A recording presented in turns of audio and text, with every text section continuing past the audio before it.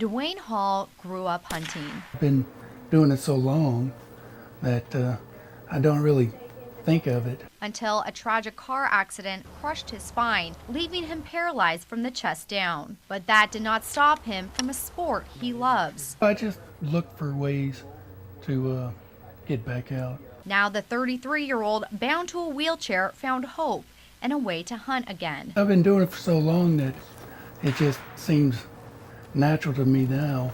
But when I first got the equipment, it was a learning curve. With his HQ 100 mount, he can shoot from his mouth. I just sip on a straw, and that allows the trigger to be pulled, and it'll fire the gun. Hall shot his first deer last year. It allows you to get out there and do just like you used to. All thanks to a couple from Indiana. It's definitely engineering at its best.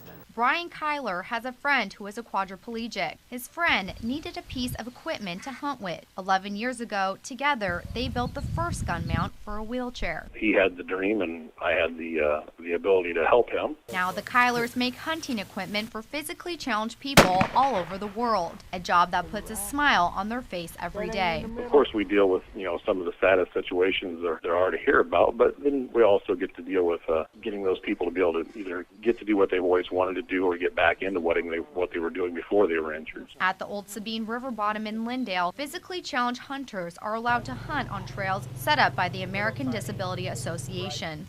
It allows a broader range of people to come out and enjoy the resource, whether their disability is from an upper limb or a lower limb disability. It could be vision, whatever the multitude of disabilities is. It allows anybody to come out and take part in the resource that we have. Their hunters are allowed to use ATVs or UTVs on public property and must have a permit to operate one. Scott Bosworth, area wildlife biologist, is glad to see them take on the opportunity to hunt. We want them to continue to hunt, and continue to enjoy the outdoors. Even though only a few hunt a year, they are trying to encourage more hunters to come out and try. Providing them that access and that ability to get out here, I think it's really important. This is why biologist Chris Farrell wants to set up a weekend dedicated to the wounded warriors. We can't give back in normal ways with monetary or things of value, but getting them out in the woods and allowing them to hunt would be a great opportunity for them. With the ADA trail set up around the Old Sabine River bottom, Farrell wants the physically challenged veterans to have a shot at hunting. We're really looking forward to it. But for Hall, who hunts on his own land, and John Terry, every season brings on new challenges and rewards. This is 39-year-old Terry's first hunting season with his new gear. I was on the internet, looking around on the internet for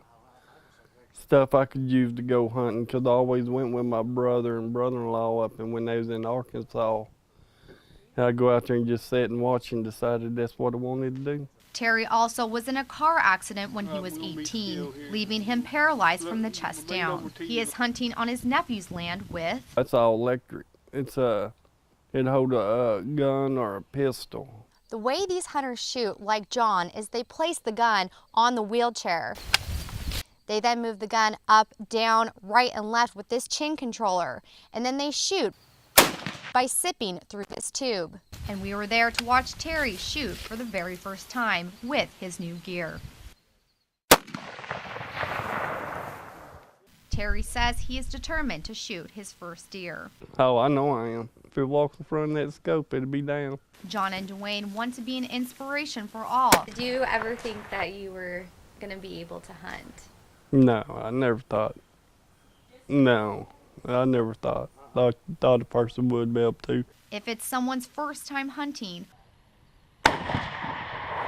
or first time hunting in a wheelchair, John and Dwayne prove it can be done. Without it, I wouldn't be able to do it.